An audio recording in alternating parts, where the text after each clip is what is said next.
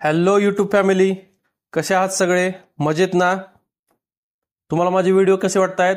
जर तुम्हाला माझे व्हिडिओ आवडत असतील तर प्लीज माझ्या चॅनलला सबस्क्राईब करा आणि शेअर पण करा. यामुळे काय होईल मित्रांनो, मला तुमच्यासाठी आणखीन चांगले व्हिडिओ बनवण्यासाठी उत्साह निर्माण होतो. तर चला तर मग स्टार्ट करूया आजच्या टॉपिकला. आजचा आपला टॉपिक आहे diversity in living things and their classification. सजीवांमधील विविधता आणि त्यांचे वर्गीकरण. Can you recall? थोडे आठवा. In which spheres of the earth do living things exist? मागच्या इयत्तेमध्ये आपण पाहिलेलं आहे की सजीव कोणकोणत्या आवरणामध्ये राहतात. सगळ्यात जास्त जी संख्या आहे ती आहे लिथोस्फेअरवरती, शिलावरण. त्यानंतर आहे ॲटमॉस्फेअर आणि सगळ्यात मोठ्या प्रमाणात जिथे सजीव आढळतो ते आहे जलावरण, ज्याला आपण हायड्रोस्फेअर असे म्हणतो.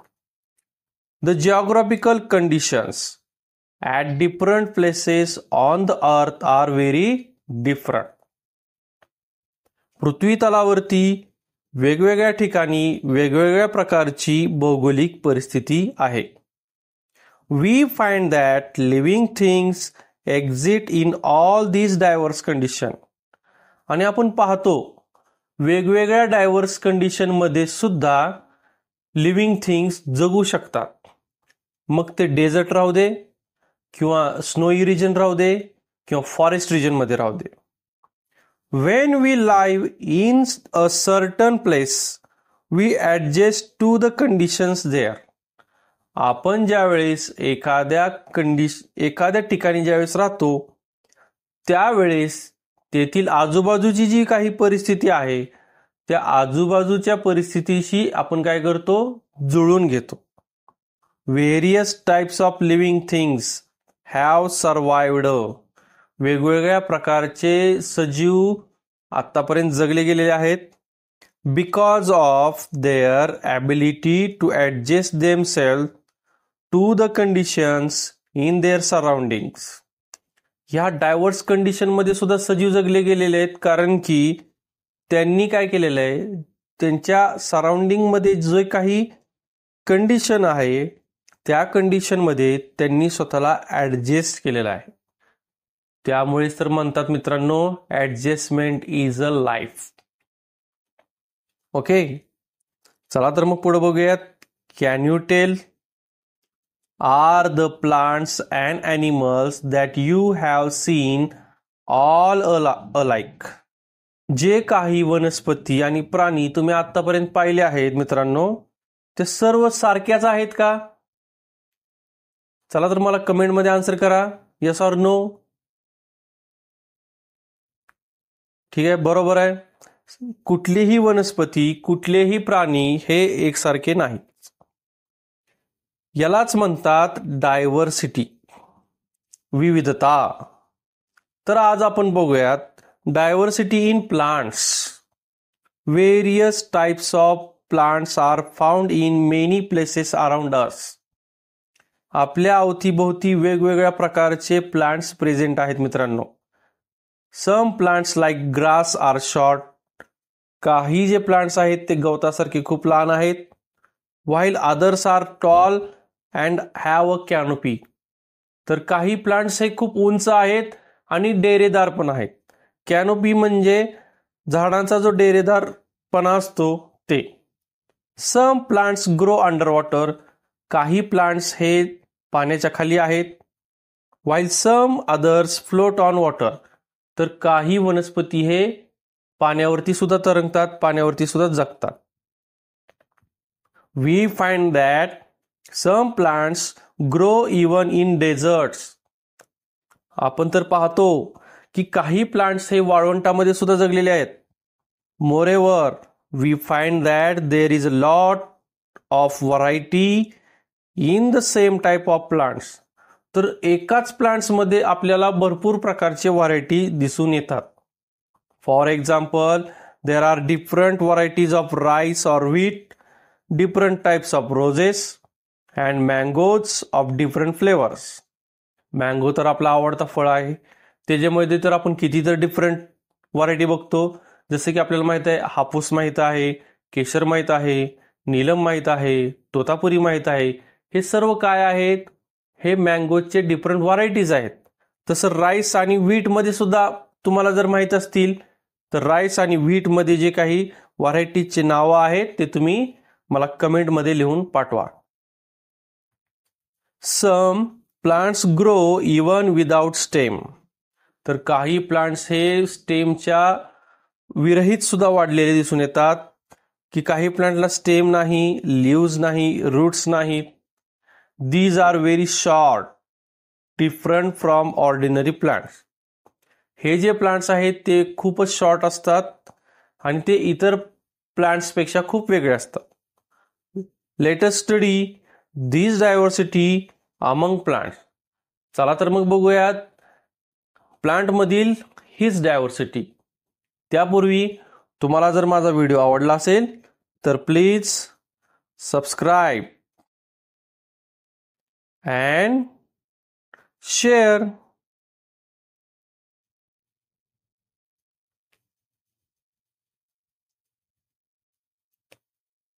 Plants make their own food in sunlight.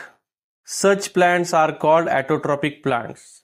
ज्या वनस्पती सूर्यप्रकाशाच्या मदतीने स्वतःचे अन्न स्वतः निर्माण करतात त्याला ॲटोट्रॉपिक प्लांट असे म्हणतात, ज्याला की आपण म्हणतो स्वयंपोषी.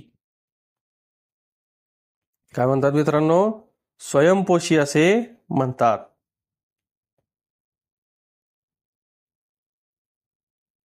पुढे बघूयात.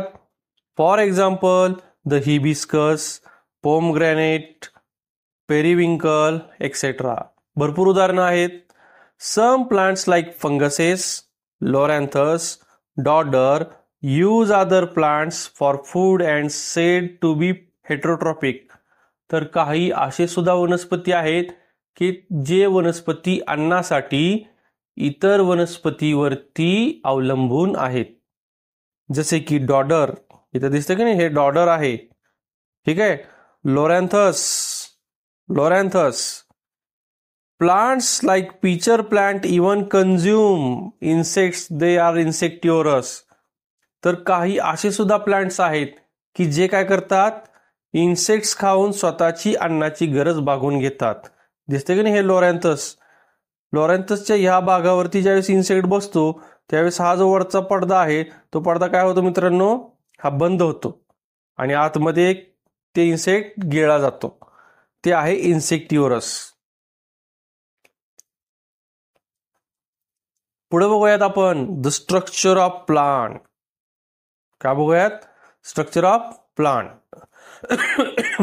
Sorry, the structure of plant मध्ये बघूयात. Plant structure can generally be divided into 2 parts. वनस्पतींची रचना ही 2 भागामध्ये होते.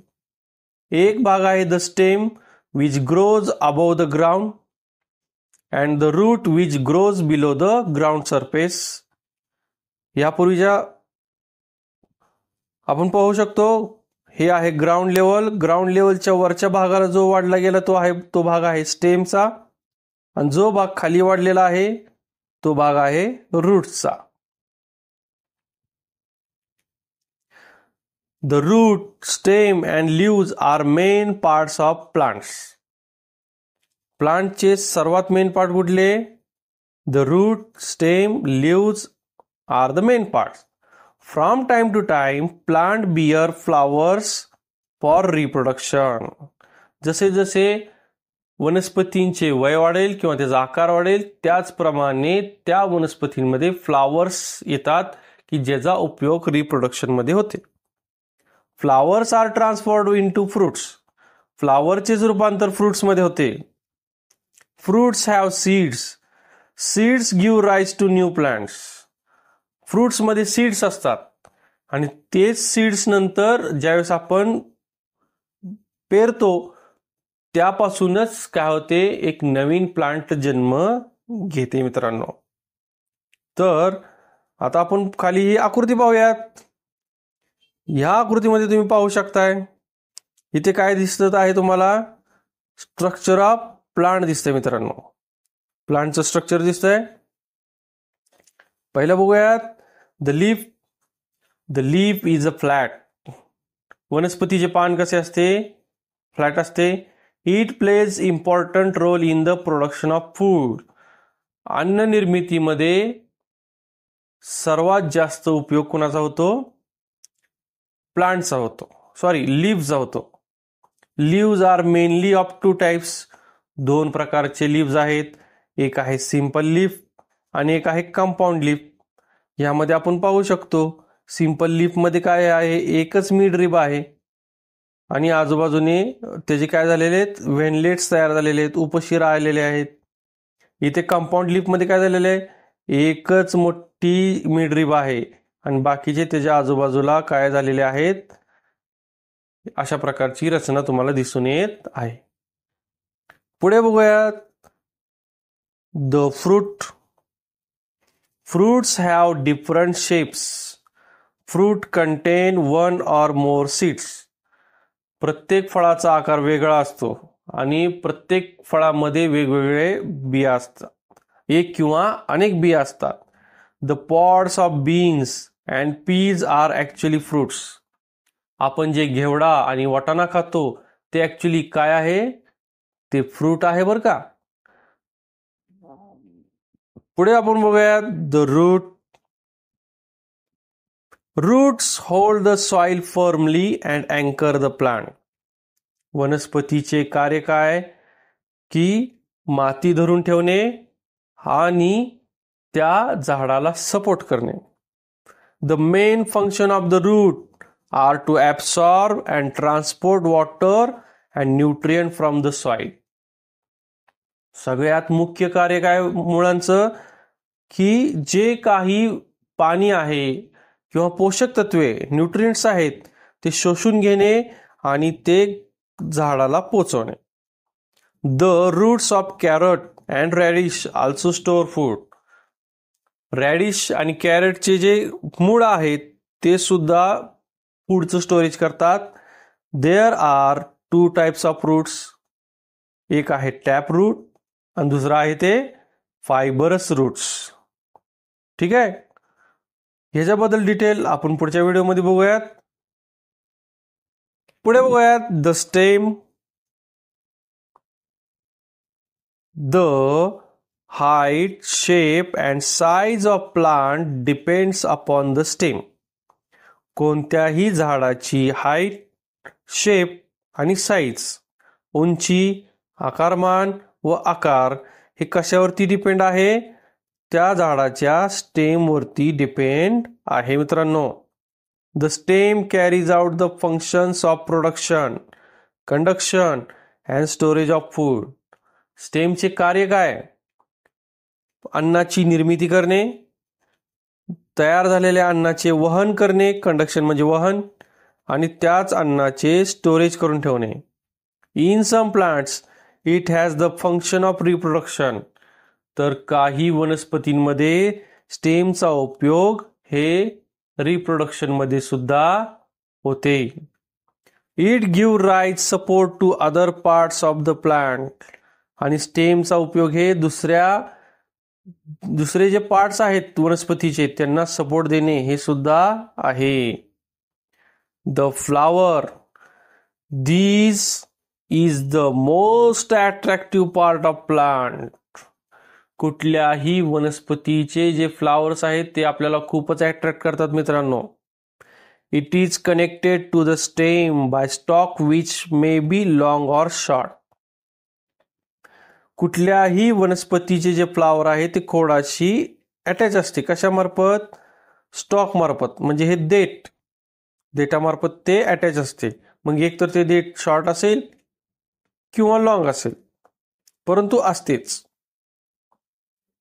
पुढे बघूयात आपण. A flower has a typical colour and shape.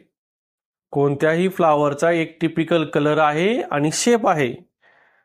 The flower is an important means of reproduction. फ्लावरचा सर्वात जास्त महत्वाचा रोल आहे कशामध्ये? रिप्रोडक्शन करण्यामध्ये. रिप्रोडक्शन. ठीक आहे मित्रांनो.